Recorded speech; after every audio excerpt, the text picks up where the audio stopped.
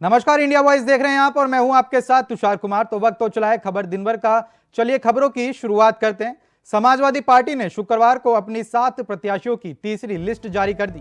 आपको बता दें कि इस लिस्ट में सपा ने नगीना लोकसभा सीट से मनोज कुमार को प्रत्याशी बनाया है, जिसमें उन कयासों पर विराम लगा गया जिसमें चर्चा थी कि अखिलेश यादव नगीना सीट से आजाद समाज पार्टी के अध्यक्ष चंद्रशेखर आजाद उर्फ रावण को गठबंधन प्रत्याशी बनाएंगे। लेकिन इस लिस्ट ने यह साफ कर दिया है कि ऐसा नहीं होगा।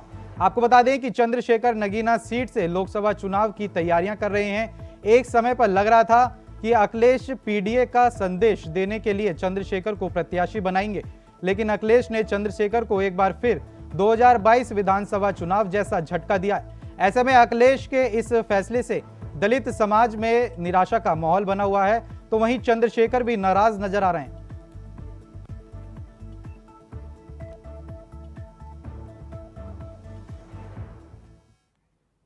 बात करेंगे अगली खबर की। दिल्ली शराब घोटाले को लेकर सीबीआई और ईडी की जांच अब तक बड़े राजनेताओं तक पहुंच चुकी है। बता दें कि इस मामले में ईडी ने अब तेलंगाना के पूर्व सीएम के चंद्रशेखर राव की बेटी के कविता को गिरफ्तार कर लिया। आपको बता दें कि ईडी ने शुक्रवार को दिल्ली शराब नीति मामले में से जुड़े कथित मनी लॉन्ड्रिंग मामले में बीआरएस के कविता हैदराबाद स्थित घर में तलाशी ली, जिसके बाद उन्हें हिरासत में ले लिया गया। तो अब उन्हें जांच एजेंसी की टीम ने गिरफ्तार कर लिया। जानकारी के मुताबिक के कविता पर एजेंसी ने ये एक्शन 2 समन के बाद पूछताछ में शामिल ना होने के बाद लिया।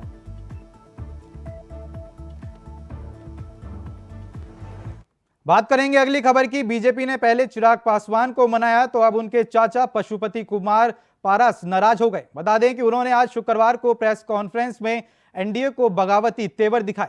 आपको बता दें कि पशुपति पारस ने कहा कि मैं प्रधानमंत्री नरेंद्र मोदी का बहुत सम्मान करता हूं, मैं एनडीए का बहुत छोटा सा हिस्सा हूं और साल 2014 से हम बहुत ईमानदारी से साथ देते हुए आ रहे हैं, लेकिन हमारे साथ न्याय नहीं हुआ।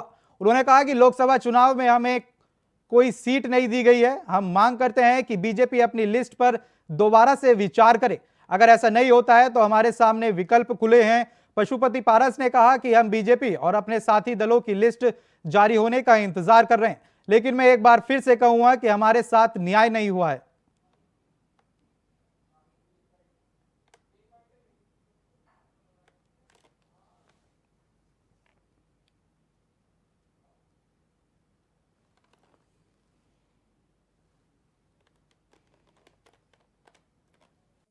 पार्लियामेंट्री बोर्ड के मेंबर थे, उनका फैसला आया कि जब तक विधिवत भाजपा का लिस्ट प्रसारित नहीं होता है तब तक हमारा आग्रह है, हमारी पार्टी के लोगों का आग्रह है, माननीय राष्ट्रीय अध्यक्ष जी से, माननीय प्रधानमंत्री जी से, माननीय गृहमंत्री जी से, कि हमारी पार्टी के जो 5 सांसद हैं पुनः अपने फैसला पर विचार करें और जब तक विधिवत लिस्ट की घोषणा नहीं होती है तब तक हम लोग उस लिस्ट का इंतजार करेंगे।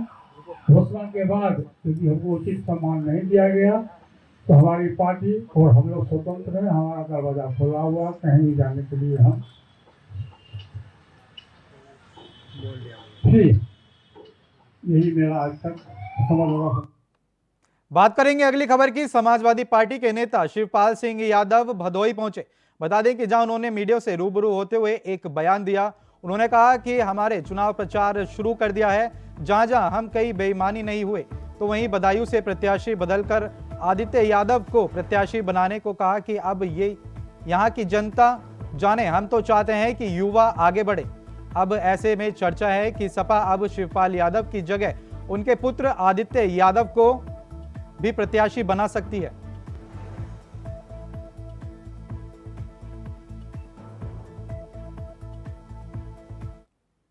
बात करेंगे अगली खबर की। सीएम योगी आदित्यनाथ शुक्रवार को गोरखपुर दौरे पर रहे। बता दें कि जहां उन्होंने दोपहर में मानबेला में गोरखपुर विकास प्राधिकरण की 1878 करोड़ रुपए की 76 विकास परियोजनाओं का शिलान्यास और लोकार्पण किया।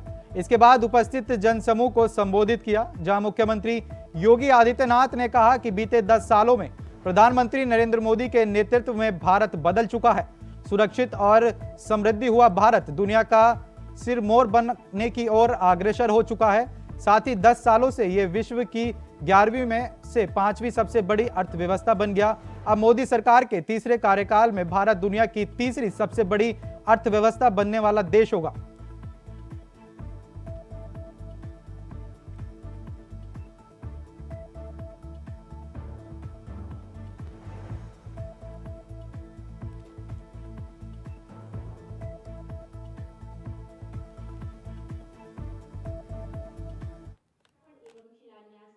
प्रधानमंत्री जी ने कहा ना, देश विकसित भारत होगा। विकसित भारत का मतलब हर चीज की सुविधा जनता जनार्दन को उपलब्ध होगी, बिना भेदभाव के उपलब्ध होगी।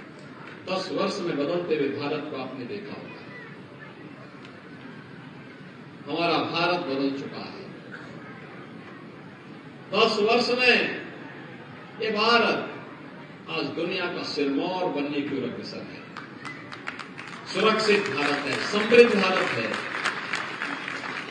और इसीलिए प्रधानमंत्री जी ने भारतवासी से कहा है, हमारा संकल्प विकसित भारत, हमारा संकल्प विकसित भारत। मेरे साथ बोलेंगे, हमारा संकल्प विकसित भारत के लिए विकसित उत्तर प्रदेश आवश्यक है, और विकसित उत्तर प्रदेश के लिए विकसित गोरखपुर आवश्यक है। फर्टिलाइजर, ये 4 लेन की सड़क,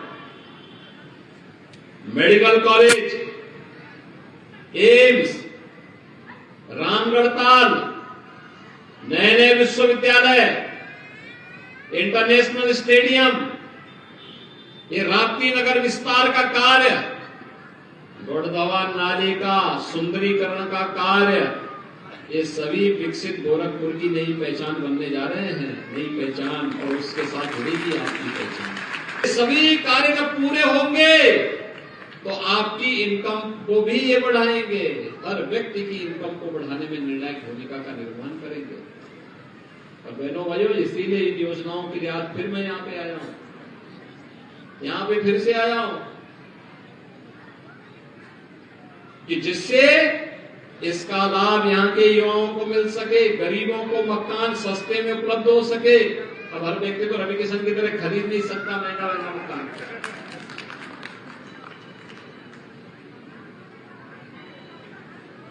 हर व्यक्ति की आवश्यकता के अनुरूप मकान भी चाहिए। किसी को NIG का, किसी को MIG का, किसी को HIG का, किसी को PM आवास योजना का, किसी को प्लॉट चाहिए, किसी को अन्य चीजें चाहिए। ये सभी प्रकार की सुविधा का लाभ हर व्यक्ति को जब प्राप्त होगा तो तब व्यक्ति के चेहरे पर खुशहाली आएगी। बात करेंगे अगली खबर की। शनिवार को सीएम योगी आदित्यनाथ रामपुर पहुंचेंगे, जहां वो रामपुर को कई करोड़ रुपए की सौगात देंगे और कई परियोजनाओं का लोकार्पण और शिलान्यास भी करेंगे। आपको बता दें कि सीएम योगी के दौरे को लेकर फिजिकल ग्राउंड में तैयारियां शुरू हो चुकी है। बता दें कि लोकसभा चुनाव को लेकर रामपुर में सीएम जनसभा को भी संबोधित करेंगे। तो वहीं तैयारियों को लेकर रामपुर में सांसद घनश्याम सिंह लोधी से खास बातचीत की हमारे संवाददाता सुरेश दिवाकर ने। इस दौरान क्या कुछ कहा घनश्याम सिंह लोधी ने, आइए आपको सुनवाते हैं। कल रामपुर मुख्यमंत्री योगी आदित्यनाथ का रामपुर दौरा है, जिसका जायजा लेने के लिए रामपुर सांसद घनश्याम सिंह लोधी फिजिकल ग्राउंड में पहुंचे हैं। आप तैयारियां देखिए, ये जो तैयारियां हैं मुख्यमंत्री के आगमन को लेकर, यहाँ पर जो फिजिकल ग्राउंड है उसमें सारी तैयारियां लगभग पूरी हो चुकी हैं। और ऐसे में व्यवस्थाओं का जायजा लेने के लिए सांसद जी खुद फिजिकल ग्राउंड पहुंचे हैं। बातचीत कर लेते हैं। सांसद जी, कल मुख्यमंत्री जी का प्रोग्राम है, क्या क्या योजनाओं का रामपुर वासियों को जो लोकार्पण और शिलान्यास है वो मुख्यमंत्री करने वाले हैं, और क्या प्रोग्राम रहने वाला है कल?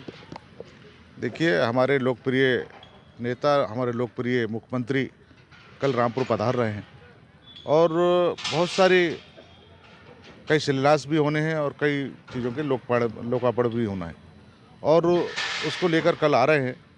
और मैं समझता हूँ हमारे रामपुर वालों का बड़ा सौभाग्य रहा है, जब भी माननीय मुख्यमंत्री यहाँ पर रामपुर आए हैं तो कुछ ना कुछ रामपुर वालों को कुछ तोहफा दे के गए हैं, और कल भी आ रहे हैं तो उम्मीद यही है कुछ ना कुछ रामपुर को भी कुछ मिलेगा। तो तो इसी उम्मीद के साथ सब रामपुर वाले आस लगाए बैठे हैं। और माननीय मुख्यमंत्री जी ने पहले भी, वैसे कुछ मांगना तो नहीं है हम लोगों को, पहले इतना दे चुके हैं कि उम्मीद से ज़्यादा पहले बहुत कुछ मिल चुका है। क्योंकि जो इन 2-3 सालों में जो काम हुआ है जनपद रामपुर में, मैं समझता हूँ पिछले 10 सालों में वो काम नहीं हुआ है जो 3 सालों में माननीय मुख्यमंत्री ने यहाँ रामपुर में कराया है। तो उन्हें उसके लिए बहुत बहुत धन्यवाद, बहुत बहुत बधाई देना चाहता हूँ। और अपने हमारे रामपुर में आ रहे हैं और अभी कार्यक्रम कल मिला है और कम समय में मिला है, तो इसके लिए सारा पार्टी के लोग हों चाहे हम लोग हों, सब लोग लगे हैं और उनके स्वागत में और भारी उत्साह के साथ उनका स्वागत किया जाएगा। और रामपुर वालों से मेरा यही अपील है कि जब जब हमारे माननीय मुख्यमंत्री जी आए हैं तो रामपुर वालों ने एकजुटता का परिचय हमारे माननीय मुख्यमंत्री जी को दिया है। अब फिर 2024 आ रही है, तो मैं समझता हूँ सभी रामपुर वाले चाहे हिंदू मुसलमान सब लोग इस ग्राउंड से एक परिचय देंगे ये रामपुर की एकता का, ये उम्मीद करता हूँ। अच्छा सांसद जी, हमने खुद देखा है, चाहे विधानसभा उपचुनाव की बात कर लें, लोकसभा उपचुनाव में आपने सीट भारतीय जनता पार्टी को जिता के दिलाई। ऐसे में अब कल 3 बजे तकरीबन आचार संहिता भी लग रही है, तो उस मुख्यमंत्री रामपुर के इस फिजिकल ग्राउंड से सभा के लिए हुंकार भरने वाले हैं। तो क्या इस हुंकार से मुख्यमंत्री की क्या फ़र्क पड़ने वाला है? क्या आपको लग रहा है ये सीट इस बार भारतीय जनता पार्टी किस तरह से जीतेगी? देखिए, आचार संहिता का तो शायद आज ही कंफर्म हुआ है कि कल लगने जा रही है, लेकिन ये प्रोग्राम मेरे ख्याल से परसों बना था और 2-3 जिलों का था, मंडल के हिसाब से शायद कार्यक्रम बना था, उसी में हमारा रामपुर भी था। लेकिन आज जो शायद चुनाव आयोग ने घोषणा की है कि कल हम उसकी घोषणा करेंगे डेटों की, लेकिन ये चुनाव के हिसाब से नहीं देखना चाहिए। उनका मंडलीय समीक्षा एक बैठक है, जो लाभार्थी हैं उन्हें कुछ वितरण करने जा रहे हैं, परिचय पत्र जो होते हैं। तो मैं समझता हूँ ये बहुत बड़ी योजना जो हमने चलाई, हमारी सरकार ने चलाई है, उसका लाभ जो हमारे गरीबों को मिला है और जो हमारे लाभार्थी हैं उनसे मिलने वो आ रहे हैं। तकरीबन कितने बजे रामपुर पहुंचेंगे? और अब व्यवस्थाओं की बात कर ले, व्यवस्थाएं किस तरह से हो चुकी हैं अब, क्योंकि समय बहुत नज़दीक आ चुका है। आपने बताया हाल ही में प्रोग्राम मिला है मुख्यमंत्री जी का, कितने बजे रामपुर आगमन होने वाला है? देखिए, अभी कंफर्म पूरा नहीं हो पाया है समय का, लेकिन ये तय है कि कल आ रहे हैं और सारी तैयारी जब प्रशासन की तरफ से हो चाहे हमारे कार्यकर्ताओं की तरफ से हो, सारी तैयारी हम लोगों ने कर ली है और समय भी 1-8 घंटे में साथ कंफर्म हो जाएगा कि किस समय वो आ रहे हैं, वो आपको दे दिया जाएगा। तो आप सुन रहे थे रामपुर सांसद घनश्याम सिंह लोधी जी को, जिनका कहना है कि रामपुर में मुख्यमंत्री योगी आदित्यनाथ ने इतना कुछ दिया है, उनसे कुछ मांगने की आवश्यकता नहीं है। बहरहाल इसी फिजिकल ग्राउंड से कल मुख्यमंत्री एक चुनावी सभा के लिए हुंकार भरने वाले हैं। तो ऐसे में देखना यही दिलचस्प रहने वाला है कि आने वाले समय में क्या भारतीय जनता पार्टी इस सीट पर एक बार फिर से कमल खिलाएगी या फिर साइकिल बाजी मारेगी। एसटीएफ ने कांस्टेबल पेपर लीक मामले का खुलासा किया। बता दें कि पेपर लीक के सोर्सेज की पहचान कर ली गई है। बता दें कि प्रश्न पत्र गुजरात से लाए जाने के दौरान इसे लीक कर दिया गया था। ये प्रश्न पत्र अहमदाबाद के वेयर हाउस में उत्तर प्रदेश से लाए जा रहे थे। यूपी पुलिस के मुताबिक फर्म को उत्तर प्रदेश में प्रश्न पत्रों को गोडाउनों तक पहुंचाना था, लेकिन सीलबंद बॉक्सों में से एक के साथ छेड़छाड़ी की गई। साथ ही पुलिस ने मामले में 3 मुख्य आरोपियों को गिरफ्तार कर लिया है। अब एसटीएफ माफिया के सदस्यों को गिरफ्तार करने में जुटी हुई है।